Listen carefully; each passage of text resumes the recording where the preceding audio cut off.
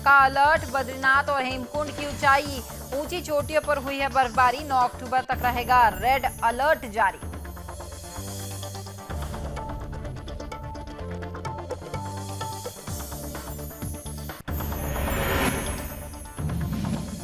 बाबी कटारिया ने देहरादून कोर्ट में किया सरेंडर। ट्रैफिक रोककर बीच सड़क पर शराब पीने का लगा था आरोप। सीजेएम कोर्ट में सरेंडर करने के बाद मिली जमानत।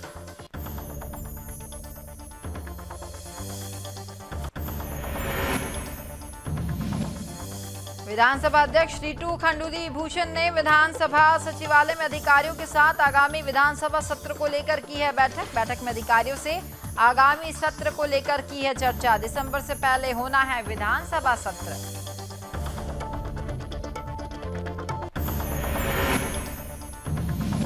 और उत्तरकाशी में हिमस्खलन हादसा, 7 और पर्वतारोहियों के शव हेलीपैड पहुंचे। लापता 3 की अभी तलाश जारी। उत्तरकाशी के डोकरानी बामक ग्लेशियर में आए अवांच के चपेट में आए कई पर्वतारोही। अब तक 26 शव हुए बरामद।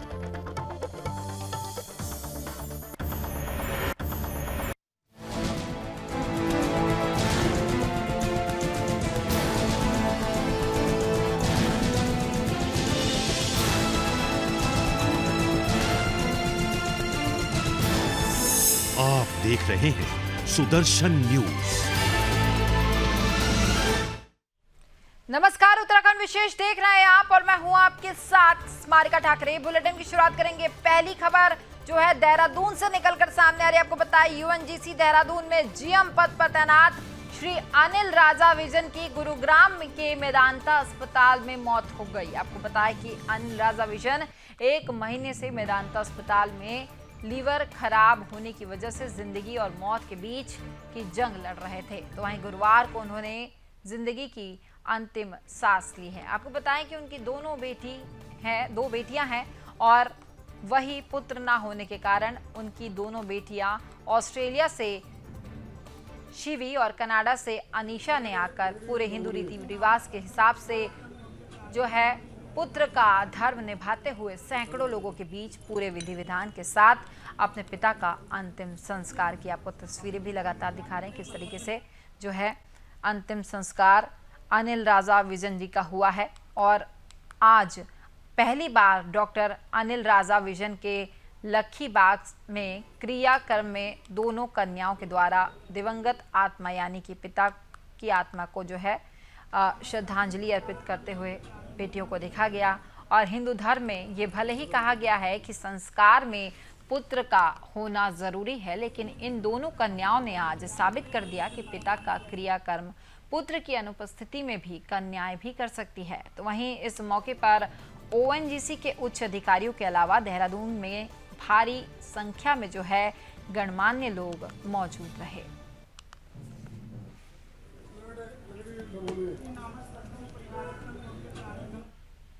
तो वहीं अक्टूबर में मॉनसून के विदाई के साथ ही कई राज्यों में बारिश और बर्फबारी जो है का दौर लगातार चल रहा है। तो वहीं पहाड़ी राज्यों से लेकर सीजन की पहली बर्फबारी भी अब शुरू हो चुकी है। ऐसे में देवभूमि में एक तरफ जहां भारी बारिश को लेकर मौसम विभाग की तरफ से अलर्ट जारी कर दिया गया, तो वहीं दूसरी तरफ उत्तराखंड में स्थित बद्रीनाथ, हेमकुंड जैसे धार्मिक स्थानों पर बर्फबारी हुई है। देखिए इस पर हमारी एक खास रिपोर्ट।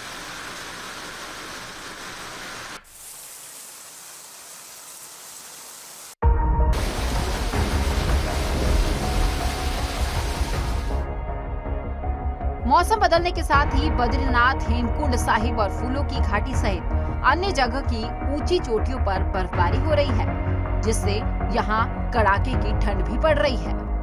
आपको बताएं कि हेमकुंड साहिब में इस सीजन में 2 बार पहले बर्फ पड़ चुकी है। शुक्रवार दोपहर के समय यहां फिर से बर्फबारी शुरू हो गई, जिससे हेमकुंड साहिब में कड़ाके की ठंड पड़ी।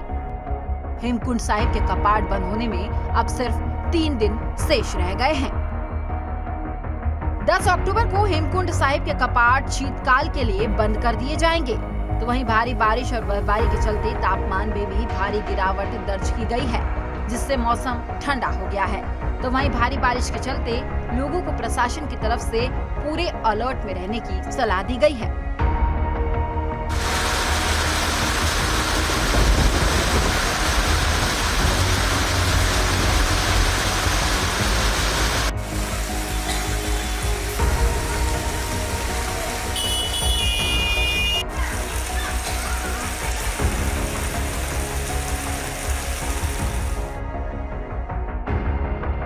भारी से बहुत भारी बारिश को देखते हुए नदियों, नालों के किनारे बसे लोगों के साथ ही भूस्खलन संभावित इलाकों में बसे लोगों को सावधान रहने की जरूरत बताई गई है।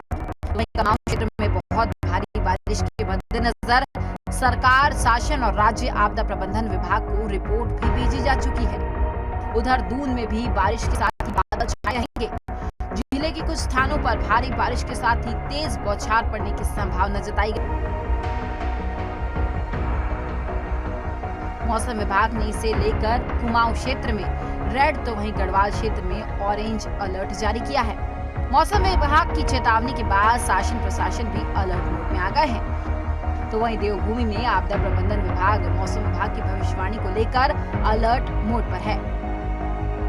मौसम विभाग की तरफ से उत्तराखंड में 7 अक्टूबर से लेकर 9 अक्टूबर तक रेड अलर्ट जारी किया गया, जिससे भारी बारिश की आशंका प्रदेश के विभिन्न जगहों पर जताई गई। ऐसे में मौसम विभाग के लिए जारी किए गए अलर्ट पर आपदा प्रबंधन विभाग ने सभी जिला अधिकारियों को सतर्क रहने की सलाह दे डाली और साथ ही आपदा प्रबंधन विभाग ने पहले से संभावित आपदाग्रस्त क्षेत्रों से लोगों को सुरक्षित स्थानों पर शिफ्ट करने के निर्देश दिए ताकि लोग सुरक्षित रह सकें। हाई अलर्ट है और ये थोड़ा सा चिंता का विषय है क्योंकि अक्टूबर में जाकर ये हो रहा है, तो ऑब्वियसली चिंता लोगों की बढ़ जाती है क्योंकि अक्टूबर में होता है तो आशंका ये होती है कहीं क्लाउड बर्स्ट न हो जाए। तो हमारी पूरी टीमें हाई अलर्ट पे है और जो व्यवस्थाएं हम कर सकते हैं, लोगों को डिप्लॉय कर सकते हैं। फॉर एग्जांपल अभी हमने जैसे एनडीआरएफ की टीम पौड़ी गई थी तो उनको भी पौड़ी में ही रोक दिया गया कि हाई अलर्ट है, तो उसको देखते हुए आप पौड़ी में ही अभी रहें 2 दिन और। तो इस तरह से हम टीमों को डिप्लॉय कर रहे हैं कि जहाँ जहाँ पर हमें लगता है कि वहाँ रहनी चाहिए या टीम कम है आदमी, तो वहाँ पर हम इस तरह से डिप्लॉय। सुदर्शन न्यूज से प्रीति झा की रिपोर्ट।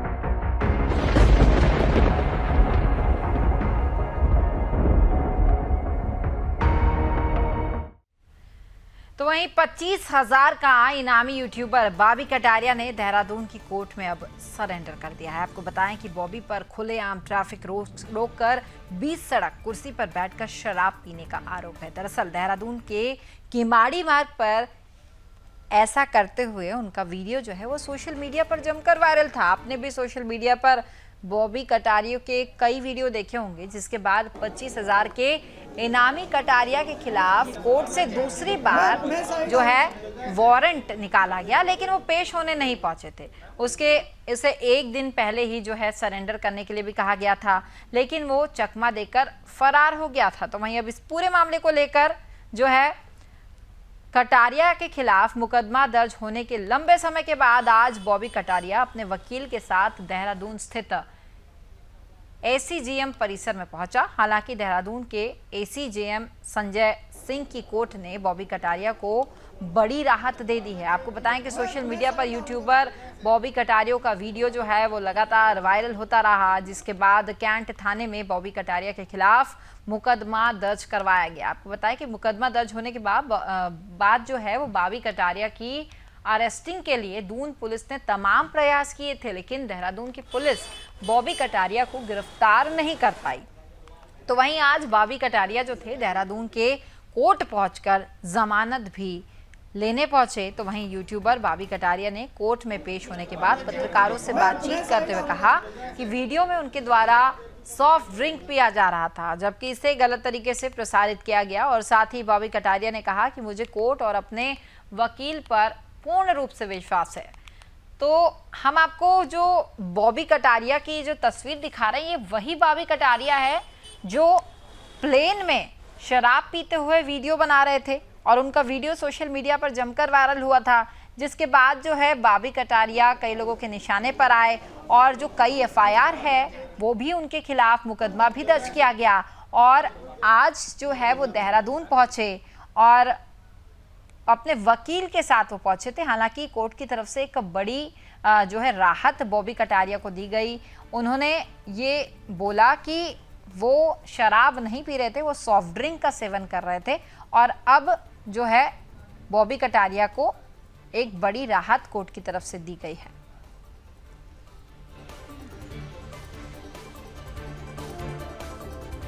मैं साइड आऊँगा। मुझे अपने न्यायालय पर पूरा भरोसा था, जिसके जरिए मुझे उस केस में भी बाइज्जत बरी कर दिया गया, बेल मिल चुकी है। न्यायालय और न्यायाधीश का बहुत बहुत शुक्रिया अदा करता हूँ, और साथ में मेरे वकील यशपाल सिंह पुंदिर और अमित पुंदिर जी का, और साथ में दिल्ली के अनुशासित भाई का बहुत बहुत शुक्रिया करता हूँ, जिन्होंने मेरे को बेल दिलाने में बहुत बहुत साथ दिया है। जी, जो आपका वीडियो वायरल हुआ है, उस वीडियो को लेकर क्या कहना है? जो फर्जी वीडियो है, एपी जूस के दौरान बनाई गई वीडियो फर्जी वीडियो है वो तो। मैं बॉबी कटारिया का एडवोकेट हूँ, और एक्चुअली कल हमने एक सरेंडर एप्लीकेशन लगाई थी और साथ में एक बेल एप्लीकेशन लगाई थी। तो उसमें जज साहब ने स्टेटस रिपोर्ट आज के लिए कॉल की थी, और स्टेटस रिपोर्ट में चूंकि इसमें सारे ऑफेंसेस जो इन्वॉक्ड हैं वो सारे बेलेबल इन नेचर हैं, तो इसलिए जो हमने दलीलें दी और प्रोसिक्यूशन साइड से भी जो आर्गुमेंट्स हुए, उसके बाद जज साहब ने हमें बेल ग्रांट करने का फैसला किया। तो आपको बताएं कि बॉबी कटारिया जो थे वो आज उत्तराखंड पहुंचे थे, देहरादून में वो पहुंचे थे, और वो अपने वकील के साथ पहुंचे थे। और अब जो है कोर्ट की तरफ से उन्हें बड़ी राहत दी गई है, क्योंकि बॉबी कटारिया ने कहा कि जो वीडियो उनके द्वारा सोशल मीडिया में वायरल हो रहा था, वो वीडियो को गलत तरीके से पेश किया गया था और पूरी तरह से उसे उन्होंने बेबुनियाद बता दिया, क्योंकि उन्होंने ये कहा कि साफ तौर पर उन्होंने कहा कि वो सॉफ्ट ड्रिंक का सेवन कर रहे थे। उस वीडियो में उन्हें गलत तरीके से पेश करने की जो है बात कही गई है। तो अब कोर्ट की तरफ से भी एक बड़ा जो है एक बड़ा रिलीफ जो है वो बॉबी कटारिया को मिला है। हालांकि बॉबी कटारिया वो आदमी हैं जो लगातार सुर्खियों में रहते हैं, क्योंकि रोड पे भी वो है जो है ट्रैफिक रोककर बीच सड़क पर शराब पीने का आरोप उन पर लग चुका है। लेकिन अभी आपने बॉबी कटारिया के उस बयान को भी सुना, और इसके अलावा उनके वकील ने क्या कुछ कहा ये भी हमने आपको बताया। और अब एक जो फाइनल बात इसमें निकल कर आई है कि सीजेएम कोर्ट में सरेंडर करने के बाद जो है बॉबी कटारिया को फिलहाल जमानत दे दी गई है।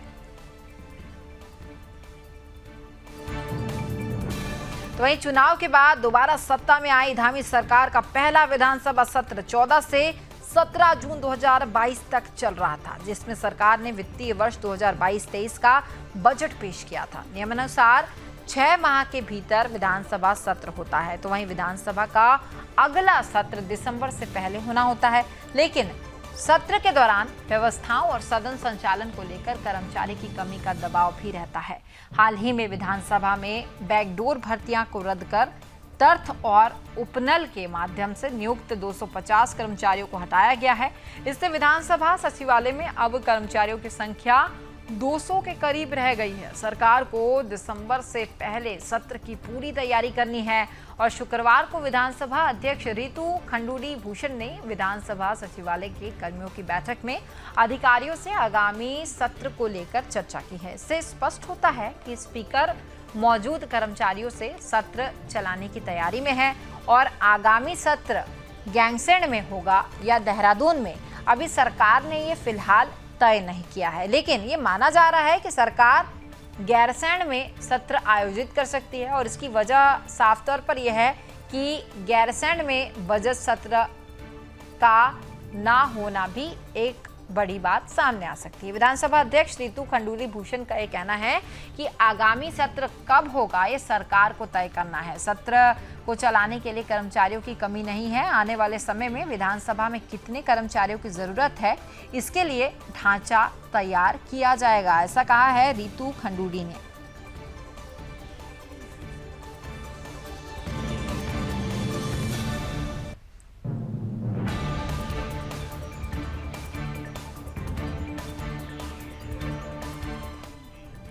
तो वहीं उत्तरकाशी हिमस्खलन में जान गंवाने वाले 7 और पर्वतारोहियों के शव जो है वो हेलीपैड से पहुंचाए गए हैं। आपको बताएं कि नेहरू पर्वतारोहण संस्थान का द्रौपदी का डांडा 2 की तरफ जाते हुए हिमस्खलन की चपेट में कई लोग आ गए थे। तो वहीं अब तक 26 लोगों के जो शव है वो मिल चुके हैं, और आपको बताएं इनमें से सिर्फ 4 को जिला अस्पताल ही लाया जा सका है।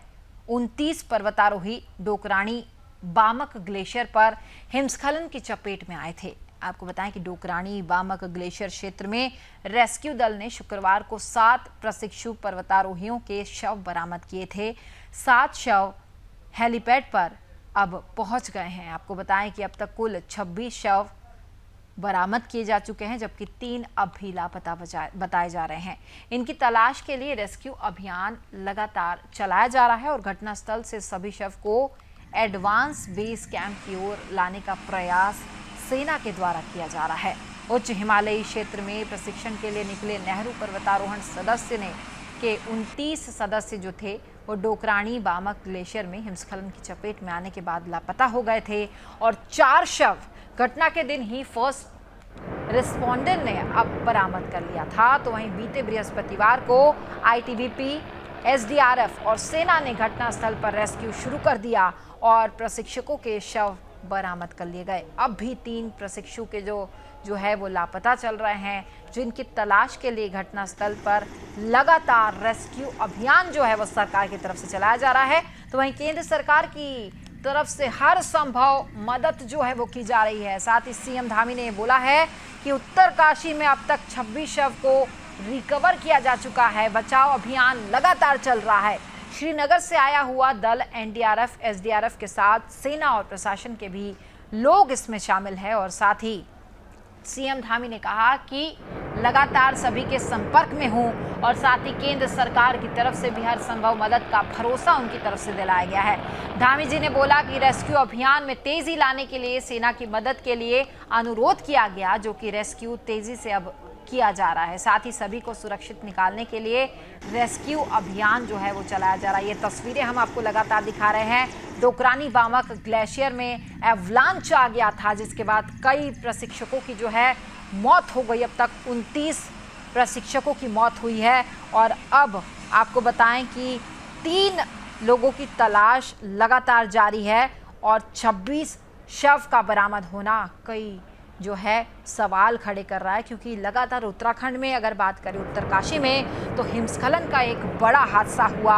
और कई पर्वतारोही जो थे वो इस दौरान वहां पहुंचे थे, ग्लेशियर में जा रहे थे, लेकिन एवलांच की चपेट में आने से कई लोग उसमें प्रभावित हुए हैं और अब तक 26 से ज़्यादा शव बरामद कर लिए गए और अब भी लगातार जो टीमें हैं, एसडीआरएफ की अगर बात करें, एनडीआरएफ की बात करें और भी जो टीमें हैं वो लगातार सरकार की तरफ से लगा दी गई है। सीएम पुष्कर सिंह धामी भी जो है वो लगातार संपर्क में बने हुए हैं और किसी भी तरह की जो ज़रूरत है उसके लिए वो उन्होंने कहा है कि सदा वो तत्पर है और लगातार सेना और सरकार की तरफ से ये जो अभियान है वो चलाया जा रहा है। तो आप ये तस्वीरें देखिए, हम आपको ये तस्वीरें दिखा रहे हैं ग्लेशियर की, जिस ग्लेशियर में एवलांच आया था, ये उस समय की तस्वीरें हैं और लगातार जो टीमें हैं, राहत बचाव की टीमें हैं, वो इस में काम कर रही है और जो लोग इस हिमस्खलन हादसे में प्रभावित हुए हैं उन्हें निकालने की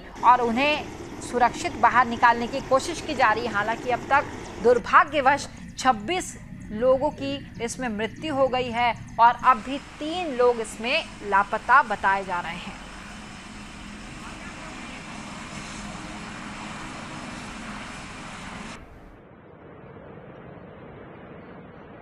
उत्तरकाशी में अभी तक जो जानकारी मिली है, जो बॉडी हैं वो अभी तक रिकवर्ड हो गई हैं, मिली हैं और रेस्क्यू ऑपरेशन लगातार चल रहा है। जहां श्रीनगर से आया हुआ दल भी है, एनडीआरएफ भी है, एसडीआरएफ भी है, सेना के लोग हैं, आईटीबीपी के लोग हैं, स्थानीय प्रशासन है, ग्रामीण हैं, हमारे जनप्रतिनिधि हैं, सभी लोग लगे हुए हैं और मैं भी स्वयं भी लगातार सबके संपर्क में हूँ।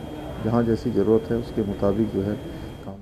अगर भक्त केदारनाथ बाबा बद्री का दर्शन करना चाहते हैं तो कर लें, क्योंकि 11वें ज्योतिर्लिंग भगवान केदारनाथ के कपाट जल्द बंद होने की तिथि विजयदशमी पर ओमकारेश्वर मंदिर में घोषित कर दी गई है। केदारनाथ 27 अक्टूबर को, तो वहीं बद्रीनाथ धाम के कपाट 19 नवंबर को बंद कर दिए जाएंगे। देखिए इस पर हमारी एक खास रिपोर्ट।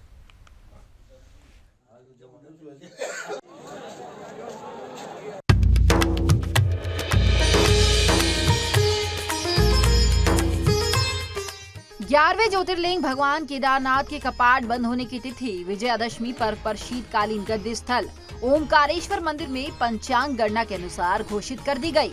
तो वहीं जो भी भक्त बाबा केदारनाथ और बद्रीनाथ का दर्शन करना चाहते हैं वो जल्द से जल्द कर ले, क्योंकि अब जल्द ही 4 धाम के कपाट बंद होने वाले हैं। दरअसल शुभ मुहूर्त में 4 धाम के कपाट विजयादशमी पर्व पर ओमकारेश्वर मंदिर में घोषित कर दी गई। इसके अलावा केदारनाथ, गंगोत्री, यमुनोत्री धाम के कपाट बंद करने के मुहूर्त भी तय कर दिए गए हैं। तीनों धाम के कपाट बंदी की तिथि पहले से घोषित हो चुकी है। इस बार भगवान केदारनाथ के कपाट आगामी 27 अक्टूबर को भैया दूज पर्व पर बंद कर दिए जाएंगे। तो वहीं कपाट बंद होने के बाद भगवान केदारनाथ की पंचमुखी उत्सव डोली धाम से रवाना हो जाएगी और प्रथम रात्रि प्रवास के लिए रामपुर पहुंचेगी। 29 अक्टूबर को शीतकालीन गद्दी स्थित ओमकारेश्वर मंदिर में विराजमान होगी। इस बार मद महेश्वर धाम के कपाट 13 नवंबर से बंद कर दिए जाएंगे और कपाट बंद होने के बाद भगवान मद महेश्वर की चल विग्रह उत्सव डोली धाम से रवाना होगी। तो वहां से गोंडार गांव पहुंचेगी और चलते चलते ओमकारेश्वर मंदिर में विराजमान होगी। तो वहीं गंगोत्री धाम के कपाट परंपरा के अनुसार अन्नकूट पर्व पर 26 अक्टूबर को अभिजीत मुहूर्त और अमृत वेला में दोपहर 12 बजे बंद किए जाएंगे। धाम के कपाट बंद करने का मुहूर्त सिद्धि योग और अभिजीत मुहूर्त में दोपहर 12:09 बजे तय किया गया है। इसके अलावा ओमकारेश्वर मंदिर ऊखी मठ में ही द्वितीय केदार, मध्यमेश्वर, मार्कंडेय मंदिर, मक्कू मठ में तृतीय केदार तुंगनाथ और चतुर्थ केदार रुद्रनाथ के कपाट बंद करने की तिथि और मुहूर्त भी निकाल लिए गए हैं। रुद्रनाथ के कपाट 17 अक्टूबर को शाम 5:13 बजे और तुंगनाथ के कपाट 7 नवंबर को दोपहर 12 बजे, मध्यमेश्वर के कपाट वृश्चिक लगन में 18 नवंबर को सुबह 8 बजे बंद कर दिए जाएंगे। इस साल 6 मई को 11वें ज्योतिर्लिंग भगवान केदारनाथ के कपाट पूरे विधि विधान और पौराणिक परंपराओं के अनुसार भक्तों के दर्शनार्थ खोल दिए गए थे। कपाट खुलने के मौके पर 7,000 से अधिक भक्त यहां मौजूद रहे और इस दौरान मुख्यमंत्री पुष्प सिंह धामी भी मौजूद रहे। तो वहीं सबसे पहले प्रधानमंत्री मोदी के नाम से पूजा की गई। आपको बताएं कि इस बार बाबा के दर्शन करने के लिए भारी संख्या में भक्त यहां पहुंचे। तो वहीं इस बार 4 धाम यात्रा में श्रद्धालुओं के आने का भी रिकॉर्ड टूटता हुआ नजर आया। आपको बताएं कि पिछले 2 साल से कोरोना के चलते 4 धाम यात्रा प्रभावित रही, जिसके चलते इस बार 4 धाम यात्रा में पूरे भक्तों का जनसैलाब उठ पड़ा। आपको बताएं कि अब तक 4 धाम में लगभग 40 लाख से ज्यादा श्रद्धालु दर्शन कर चुके हैं, जो एक बड़ा रिकॉर्ड बन चुका है। तो वहीं इस बार 4 धाम यात्रा को लेकर उत्तराखंड के सीएम पुष्कर सिंह धामी ने भी पुलिस प्रशासन को निर्देश दिए कि पूरी व्यवस्था जो है वो दुरुस्त हो, ताकि 4 धाम यात्रा में आने वाले यात्रियों को किसी प्रकार की परेशानी ना हो। और स्वास्थ्य विभाग की तरफ से भी पूरी व्यवस्था दुरुस्त की गई थी। 4 धाम यात्रा में पूरे चिकित्सा की जो टीम थी वो भी मौजूद रही और साथ ही पुलिस प्रशासन खुद ही यात्रा को सफल और सुगम बनाने के लिए हर जगह मौजूद रहा, ताकि हर भक्त भगवान का दर्शन कर सके। साथ ही 4 धाम आने वाले तीर्थयात्रियों को कोई भी परेशानियों का सामना न करना पड़े, इसका भी खास ख्याल रखा गया। केदारनाथ जी का जो कपाट भैया दूज का दिन शुभ मुहूर्त में कपाट बंद हो जाएगा। उसका बाद भगवान द्वितीय केदार मध्य महेश्वर जी का कपाट 18 नवंबर को ब्राह्मण मुहूर्त में शुभ मुहूर्त में कपाट बंद हो जाएगा। उसका बाद उसी दिन रात को विश्राम भेला, द्वितीय दिन राशि, तृतीय दिन गिरिया और चौथा दिन ओमकारेश्वर मंदिर में बाबा केदारनाथ जी का स्थान हो जाएगा। उसी दिन बाबा मदमेश्वर जी का मेला भी होगा। न्यूज डेस्क से प्रीति झा की रिपोर्ट।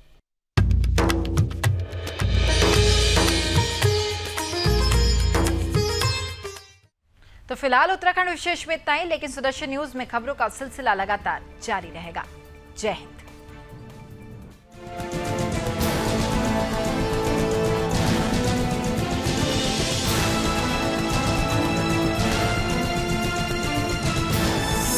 आप देख रहे हैं सुदर्शन न्यूज।